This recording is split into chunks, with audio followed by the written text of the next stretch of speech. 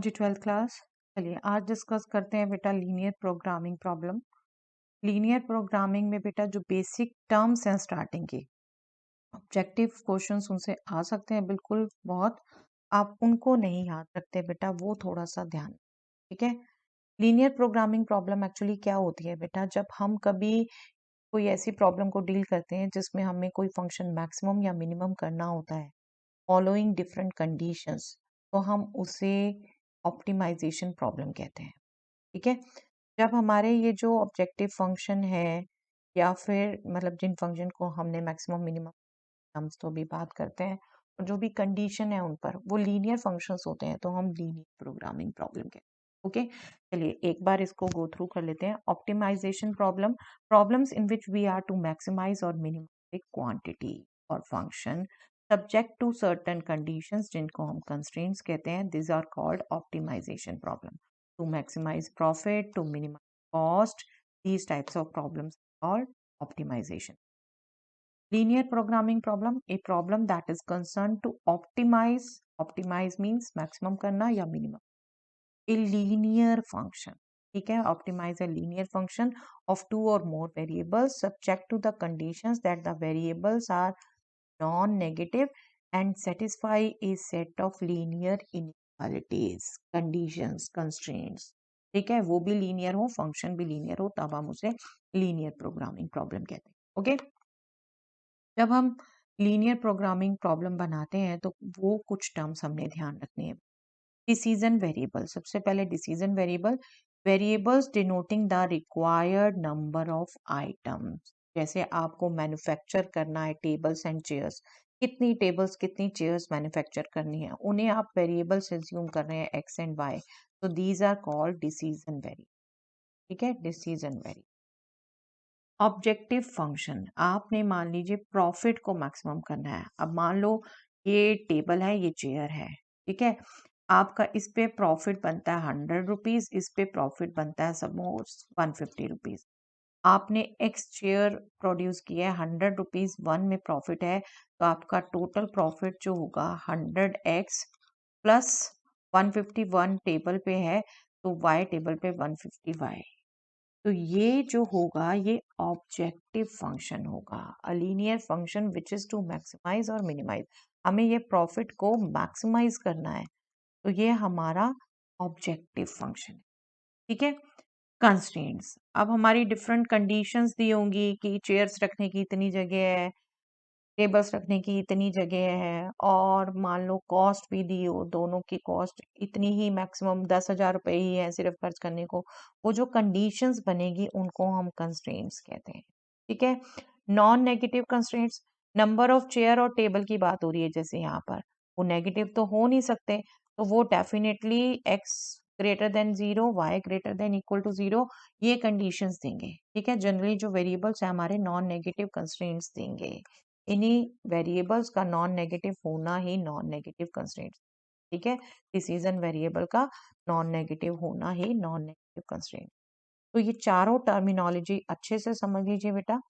Variables जो हम assume करते हैं डिसीजन वेरिएबल, फंक्शंस जो हम क्रिएट करते हैं जिसको मैक्सिमम या मिनिमम करना है ऑब्जेक्टिव फंक्शन, जो उनमें कंडीशंस लगाते हैं वेरिएबल्स पर, डिफरेंट लीनियर कंडीशंस, कंस्ट्रेंट्स, और डेफिनेटली वेरिएबल हमारे नॉन नेगेटिव होंगे, वो नॉन कंस्ट्रेंट।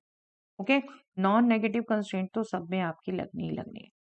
एक जनरल लीनियर प्रोग्रामिंग हम लिखते हैं बेटा इस ढंग से, टू ऑप्टिमाइज, मैक्सिमाइज या मिनिमम, जो एग्जैक्ट पता हो हम वो लिख देते हैं, ठीक है। z is equal to A X plus B Y, हम दो वेरिएबल मान के चल रहे हैं, हमारे दो वेरिएबल में इक्वेशन है। सब्जेक्ट टू द कंस्ट्रेंट्स, इन पर एक्स वाई पर डिफरेंट कंडीशंस लग रही हैं। a1 x plus b1 Y या तो लेस देन इक्वल टू होगा या greater than equal to some other constant. a2 X plus b2 Y less than equal to या ग्रेटर देन इक्वल टू होगा। a3 X plus b3 Y less than equal to या फिर greater than equal to होगा another constant, और non negative constraint, ठीक है। जहाँ ये सब हमारे कांस्टेंट, सब हमारे कांस्टेंट है, आपके इस ढंग से कंस्ट्रेंट्स होंगी और ये मेन ऑब्जेक्टिव फंक्शन होगा। तो प्रॉपर इस ढंग से लिखना, to maximize or minimize subject to the constraints, this is called standard pattern of writing a general linear programming problem. Okay, इस ढंग से हमने प्रॉब्लम लिखनी होती है जब वर्ड प्रॉब्लम आए। चांसेस कम है बेटा, लेकिन बिल्कुल हम ये नहीं कह सकते कि नहीं आ सकती। तो एक बार एग्जाम्पल गो थ्रू जरूर कर लीजिएगा। क्वेश्चंस भी आपको मैंने एक बार कराए थे, उनको पढ़ लीजिएगा, उनसे कैसे बनी हुई है प्रॉब्लम्स वो एक बार गो थ्रू जरूर कर लीजिए। ठीक है, चलिए अब बात करते हैं फिजिबल रीजन की। फिजिबल रीजन क्या होता है बेटा? जो कंस्ट्रेंट्स हैं उनको ड्रॉ करना जानते हैं हम, ग्राफिकली उनका सॉल्यूशन निकालना जानते हैं हम। उनका ग्राफिकली जो सॉल्यूशन निकालते हैं कंस्ट्रेंट्स का कंबाइन, वो जो रीजन आता है solution region, that is called feasible region. ठीक है, हम 11 से निकालते जा रहे हैं, ये टर्म आपको पहले से ही पता है। Let us just read it out. The common region determined by all the constraints including the non negative constraints is called feasible reason. The set of points which satisfy all the constraints including the non-negative constraints is called feasible reason.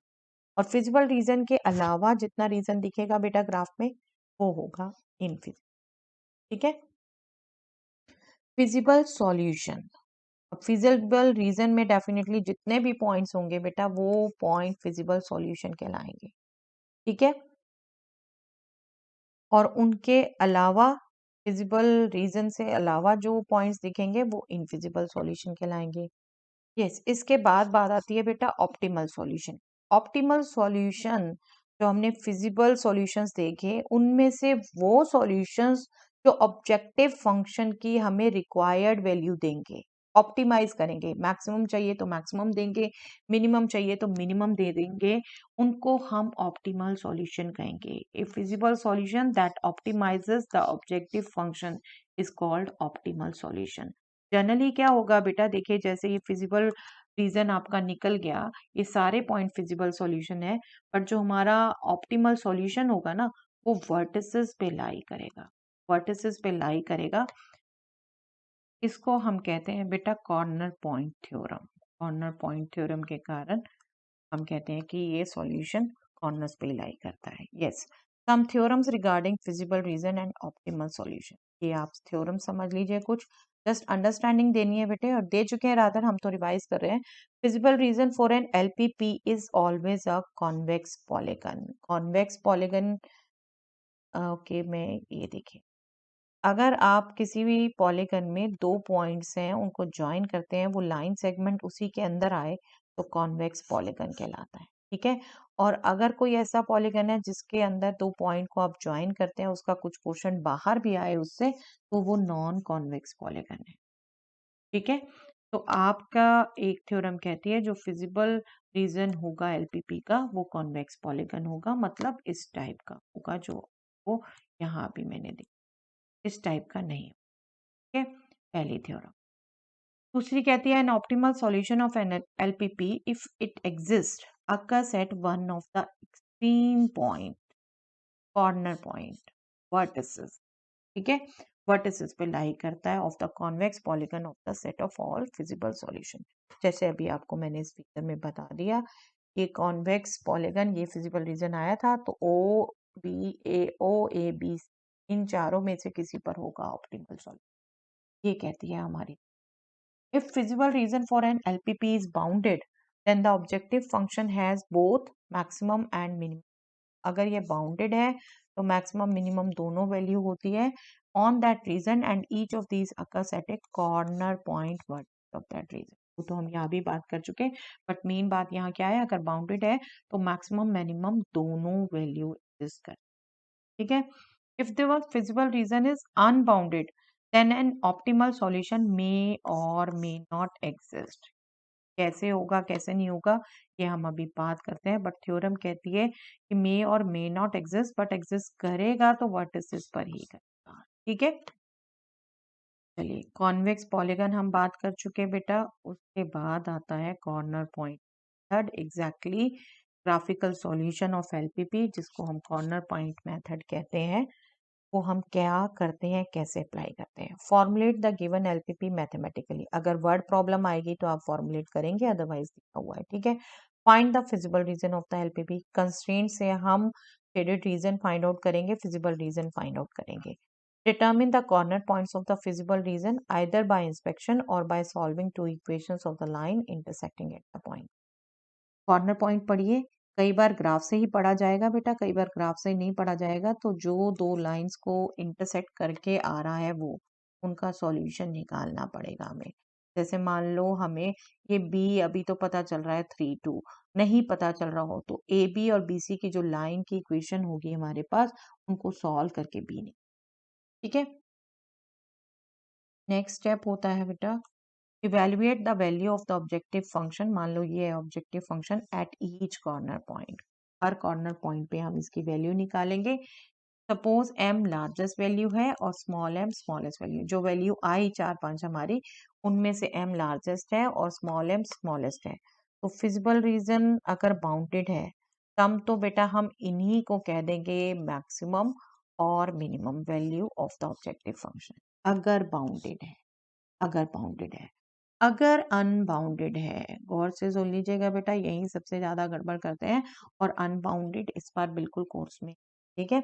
अगर unbounded है तो m value maximum होगी, लेकिन कब?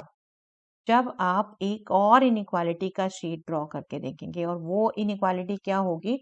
जो objective function है उसको greater, ये मैक्सिमम के केस में ग्रेटर और मिनिमम के केस में स्मॉलर करना, दोनों में सेम टाइप काम है। लेकिन मैक्सिमम के केस में आप ऑब्जेक्टिव फंक्शन जो है उसको ग्रेटर दैन इस मैक्सिमम वैल्यू से लेंगे, और जो मिनिमम वाली बात है objective function less than this minimum value लेंगे। इनको ड्रॉ करिए। अगर आपका इनका सॉल्यूशन रीजन से कुछ कॉमन पोर्शन आता है तो कोई मैक्सिमम नहीं है, नहीं आता तो यही मैक्सिमम। ऐसे मिनिमम के लिए भी अगर कॉमन रीजन आता है, ये क्योंकि इनइक्वालिटी है ना, शेडेड रीजन देगी या हाफ प्लेन देगी। फिजिबल रीजन से अगर इसमें कुछ कॉमन आता है, कॉमन आता है, तब आपका कोई मिनिमम वैल्यू नहीं होगी। अगर नहीं आता तो यही मिनिमम वैल्यू। ठीक है, तो अभी क्वेश्चन भी देखते हैं, आपको और अच्छे से दिमाग में बैठेगा। यस, ये भी पॉइंट आपने जरूर ध्यान रखना है बेटा। If the same optimal value of the objective function is obtained at the two vertices of the convex polygon, that means two vertices same objective value देते हैं, ऑप्टिमम वैल्यू मैक्सिमम या minimum, then any point on the line segment joining these two point gives an optimal solution of the same. ठीक है, दो point पर अगर same value आ रही है, मैक्सिमम कह लो या मिनिमम कह लो, तो उनको ज्वाइन करने वाली लाइन सेगमेंट के सभी पॉइंट सॉल्यूशन होंगे आपके, क्योंकि उनके हर एक पॉइंट पर सेम वैल्यू रहेगी। ठीक है, चलिए एग्जाम्पल देखते हैं क्विकली। एक एक को डीप ड्रॉ करना नहीं दिखाऊंगी बेटा, बस रिकॉल करेंगे। To maximize profit P this subject to constraints this. Constraint में आप देख रहे हो, आप कॉमन लेके इसको मिनिमाइज कर सकते हो बेटा। हमने 2500x plus 2000y equal to 50,000 लिया, और फिर इसको कॉमन फैक्टर काट के 5x plus 4y equal to 100 आ गया सिर्फ। इजी हो जाता है बेटा ड्रॉ करना, बिल्कुल जहां कर सकते हैं करिए इस चीज को। हमने इसको ड्रॉ कर दिया, इसका शेडेड रीजन चेक कर लिया, जो हमारा मेथड है। क्या मेथड है? लाइन को हमने ड्रॉ किया, 0 0 उस पर नहीं आ रहा तो 0 0 पुट कर दिया, सेटिस्फाई है तो 0 0 की तरफ शेडिंग है। ठीक है, ये एरो हमने शेडिंग ड्रॉ, हम क्लियर कट फिजिबल रीजन करेंगे। ठीक है, फिर दो इनइक्वालिटी, और जो हमें ये देती है वैसे कि फर्स्ट क्वाड्रेंट पे ही लाई करता है हमारा फिजिबल रीजन। ठीक है, इसको बिल्कुल अच्छे से ध्यान रखिए। x greater than equal to 0 मतलब राइट साइड में आ रहा है, y greater than equal to 0 मतलब अपवर्ड आ रहा है। तो इन सब का कॉमन रीजन ये ट्राइंगल आ जाता है बेटा। इस ट्राइंगल के वर्टिसेस पढ़ लीजिए, ओ एक गिवन ही होता है, ओरिजिन ए बी, ये भी पढ़ लीजिए। और आपके पास जो वो आ गए वर्टिसेस, उन पर अब ऑब्जेक्टिव फंक्शन की वैल्यू निकालिए। पी एट ओ 0 ही आ जाएगी, 0 0 पुट करेंगे। पी एट ए आपसे देखिए, ये अगर आप इस ढंग से स्केल ले रहे हैं तो इजिली पढ़ा जा रहा है। 20 0 0 25, हमेशा जब वैल्यूज होंगी उसके अकॉर्डिंग ही स्केल लीजिए, नहीं तो पढ़ नहीं पाएंगे। ठीक है, जहां नहीं पढ़ पाएंगे वहां फिर इंटरसेक्टिंग पॉइंट निकालेंगे बेटा। ए पर हमने कैलकुलेट किया 0 25, 6250 आया। बी पर कैलकुलेट किया, जो 20 था, इस पे पुट करके 6000 आया। तो मैक्सिमम क्या हुआ बेटा? 6250। किस पर? ए पर। तो मैक्सिमम प्रॉफिट जो भी आपका ये क्वेश्चन में है वो 6250 होगा जब स्टॉक किया जाएगा 25 टेबल। ठीक है, चलिए minimise.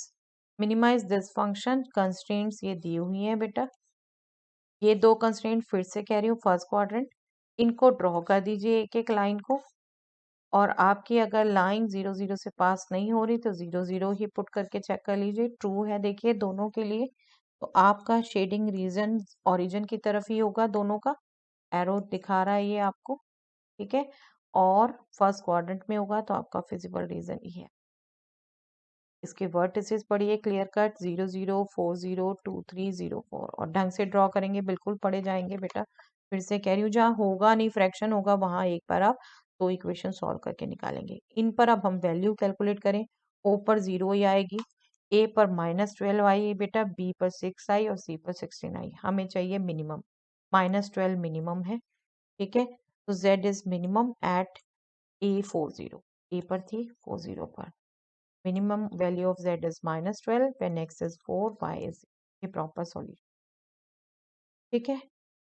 One more question, maximise करना है z is equal to 5x plus 3y को, subject to this constraints 1 2 and 3 and 4, ठीक है। ड्रॉ करिए ढंग से बेटा, इसको भूल जाते हैं कई बार दिखाना। चलिए पहली कंस्ट्रेंट के लिए इक्वालिटी कंस्ट्रेंट की टेबल बनाई, लाइन ड्रॉ की, चेक किया, ओरिजिन की तरह शेडिंग है, आपने उसकी तरफ शेडिंग कर दी, ठीक है। दूसरी इक्वेशन से आपने टेबल बनाई, चेक किया, इसके भी ओरिजिन की तरफ है, आपने इसको भी कर दिया, ठीक है। कॉमन शेडिंग रीजन आ गया ये फिजिबल रीजन, इसके वर्टिसेस पर है 0 0 2 0, ये देखिए बी आपका एग्जैक्ट नहीं निकलेगा, बी अब आप दोनों का इंटरसेक्टिंग पॉइंट निकालेंगे इन दोनों इक्वेशन का, इनको आप इजीली सॉल्व कर सकते हैं। लीनियर इक्वेशंस हैं, आपको सॉल्व करना 10 से आता है, इनको सॉल्व करिए, एलिमिनेशन मेथड से करिए, सब्स्टिट्यूशन से करिए, totally depends on you, solve करिए आपके पास ये पॉइंट आएगा, ठीक है। और सी आपका पढ़ा जा रहा है 0 3, सब पर आपने वैल्यू निकाली, बी पर ही देखिए मैक्सिमम आई, तो बी पॉइंट इसका मैक्सिमम सॉल्यूशन दे रहा है, और मैक्सिमम वैल्यू क्या है जेड की, दिस 235/19 और 20/19 और 45/19, ओके। तो जब नहीं पढ़ा जाएगा तो आपने ऐसे कैलकुलेट भी करना है, ध्यान रखिए। चलिए मिनिमाइज एंड मैक्सिमाइज दोनों करना है, यस बिल्कुल ये भी आ जाता है बेटा कई बार, ठीक है, और वर्ड प्रॉब्लम नहीं आएगी तो ऐसे के चांसेस बहुत ज्यादा हैं, तो गौर से पढ़िए, हमेशा दोनों पूछे दोनों दीजिए।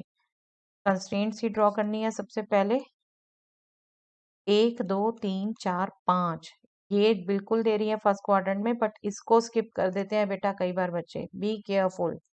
फर्स्ट को लिया आपने ड्रॉ कर दिया, सेकंड को लिया ड्रॉ कर दिया, मैं थर्ड पर आ रही हूँ बेटा, clear cut. x is equal to Y आपको पता है, सेम कोऑर्डिनेट्स हैं, 0 0 से पास नहीं कर रही, तो आप चेक करने के लिए कोई भी पॉइंट लीजिए बेटा, x less than equal to Y है, 5 0 लिया हुआ मैंने यहाँ पर, 5 पुट किया, ये ट्रू नहीं है, दैट मीन्स इस साइड शेडिंग नहीं आएगी, इस साइड आएगी। ये छोटी छोटी सी मिस्टेक्स ही आपका रीजन गड़बड़ कर देती है बेटा, तो ये कॉमन रीजन आएगा, ठीक है, ये कॉमन रीजन आएगा। अदरवाइज इसको ये आप स्किप कर गए तो रीजन इतना बड़ा हो गया बेटा, किया हुआ है, ऐसे क्वेश्चंस आए हुए हैं, बच्चे करते हैं बेटा ये गड़बड़, इसलिए स्पेशली उस चीज पर जोर दे रही हूँ जो गड़बड़ करते हैं, वरना आई थिंक ये सबको इजीएस्ट मोस्ट चैप्टर लगता है ना। तिल गलती के चांसेस जहाँ है वो गौर से समझिए। जब आपका ये हो जाएगा तब आपने पढ़े वर्टिसेस, इसके वर्टिसेस पर जेड की वैल्यू निकाली बेटा, ए पर 180, बी पर 180, सी पर 60, डी पर 90, देखिए मैक्सिमम 2 पर आ रही है, ए और बी दोनों पर, लेकिन मिनिमम 1 पर ही आ रही है, तो दोनों ही पूछी थी। मिनिमम वैल्यू ऑफ जेड हो गई 60 एट दिस, लेकिन मैक्सिमम क्योंकि 2 पॉइंट पर आ रही है तो उसको ज्वाइन करने वाली लाइन सेगमेंट के हर पॉइंट पर होगी, ये ध्यान रखिए। Maximum value of Z is 180 at every point of the line segment AB. ये आपने बहुत केयरफुली देखना है बेटा हमेशा, और केयरफुली आंसर दे, ठीक है। सारी ऑप्शंस कवर की हुई है आपके इनके सॉल्यूशन में, आप गौर से देख सकते हैं, ओके। चलिए solve graphically, minimize this, subject to the constraints this and this. चलिए ये दोनों तो आपकी फर्स्ट क्वाड्रेंट में देती है, बट यहाँ पर अब ग्रेटर देन इनइक्वालिटी भी है, देखिए रीजन कैसा बनेगा, x plus Y is equal to 8 आपने ड्रॉ किया, x plus Y greater than equal to 8, तो अपवर्ड डायरेक्शन आ गया आपका इस साइड, और 3x plus 5y less than equal to 15 इसका देखेंगे तो इस साइड आ गया, ठीक है। और x greater than equal to 0, y greater than equal to 0 यहाँ देता है हमें, यहाँ देख रहे हैं दो इनइक्वालिटी का कॉमन रीजन तो ये आ रहा था, और लेकिन ये साथ में जब कंबाइन हो गई हमें तो फर्स्ट क्वाड्रेंट में ही चाहिए, फर्स्ट क्वाड्रेंट में तो कोई रीजन ही नहीं है, तो यहाँ पर क्लियर कट आप कहेंगे नो विजिबल रीजन, ठीक है। हमेशा कंफ्यूज मत होइए कि यस नहीं हो सकता है, ऐसा क्वेश्चन किसी भी तरीके का हो सकता है बेटा, तो गौर से अपने मेथड पे कॉन्फिडेंस रखिए, अपनी हर चीज साथ साथ चेक करते जाइए। आपका यहाँ पर क्लियर कट फिजिबल रीजन आ ही नहीं रहा तो सॉल्यूशन चेक करने की बात ही नहीं, ठीक है, नो फिजिबल रीजन। चलिए नेक्स्ट देखते हैं, ये ऑब्जेक्टिव फंक्शन और हमने मिनिमम वैल्यू निकालनी है बेटा, 1 2 3 4 5, 5 कंस्ट्रेंट्स, इन सबको ड्रॉ कर लिया आप, आई थिंक अब मैं ये रिपीट नहीं कर रही, आप ड्रॉ कर सकते हैं इजिली। ड्रॉ करने के बाद अब जो कॉमन रीजन आया वो ये आया, देखिए अगर अच्छा कंफ्यूज करते हैं तो पहली आपकी लाइन आ गई ये वाली, ठीक है, इसमें आपने 0 0 पुट करके देखा, 0 greater than equal to 5 false, तो इस तरफ शेडिंग नहीं आएगी, इसकी शेडिंग इस तरफ, ठीक है।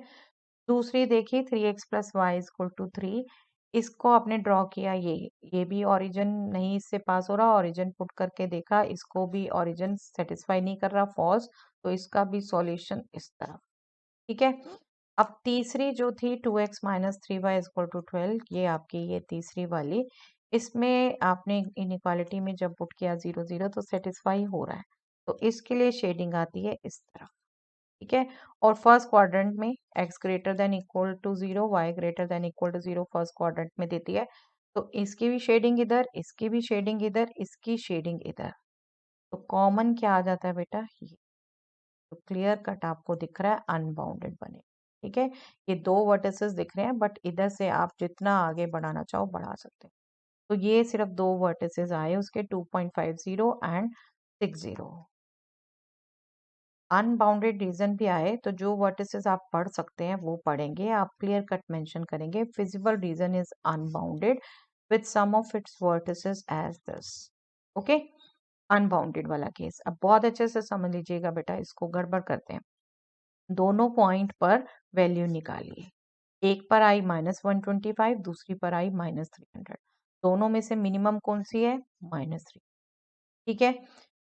हम क्या करेंगे अब इसके बाद, ऑब्जेक्टिव फंक्शन था हमारा बेटा -50x plus 20y, -50x plus 20y less than -300,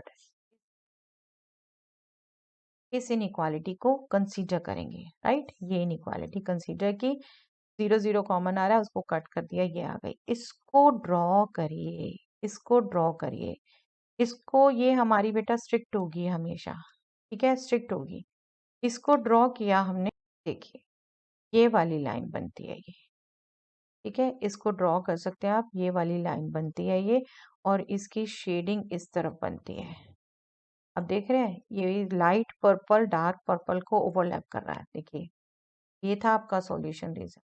अभी जो आपकी लाइन आई वो ये वाली आई, ये कितने सारे पॉइंट कॉमन आ गए, जब ऐसे कॉमन आ गए तो सॉल्यूशन एग्जिस्ट नहीं करेगा, आप क्लियर कट की लाइंस मेंशन करेंगे, as the region represented by this inequality has many points in common with the feasible region, therefore z has no minimum value, no minimum value, और अगर common नहीं आएगा तो बिल्कुल इनमें से जो मिनिमम, ये -300 मिनिमम थी तो -300 मिनिमम, ओके। तो प्लीज सभी टाइप के क्वेश्चंस गो थ्रू करिए, जो टॉपिक कर रहे हैं इजी लग रहा है उसको भी कंप्लीट ना करें तो बेटा अधूरी प्रिपरेशन, ठीक है। यस, वर्ड प्रॉब्लम्स थी बेटा, 3 types of LPP, manufacturing problem, diet problem, transportation problem, यहाँ मैंने प्रॉब्लम्स तो नहीं ली, ठीक है, लेकिन आपको मैंने क्लास में डिस्कस की थी प्रॉब्लम सभी, तो एक बार गो थ्रू कर लीजिए जो भी यहाँ वैसे अदरवाइज देख रहे हैं आप एग्जाम्पल्स देख सकते हैं बेटा बुक के। एटलीस्ट एग्जाम्पल्स तो वर्ड प्रॉब्लम के जरूर देख लीजिए। आपको पता है प्रैक्टिस पेपर में वर्ड प्रॉब्लम आई हुई है। नो डाउट मैं भी अभी कहूंगी कि 90% चांसेस नहीं है, बट बेटा कहीं भी ये भी मेंशन नहीं है आ सकता। तो प्लीज एटलीस्ट एग्जाम्पल देख लीजिए, टफ नहीं है। जिन्होंने भी पहले गो थ्रू किया हुआ है आपको बिल्कुल पता है टफ नहीं है। आपकी वर्ड्स प्रॉब्लम को पहले इन्हीं फॉर्म में चेंज करके फिर सॉल्व ही करना है। तो एक बार एग्जाम्पल्स जरूर देख लीजिएगा। जो भी टॉपिक करिए पूरी प्रिपरेशन करिए। ओके, चलिए that's all for the day.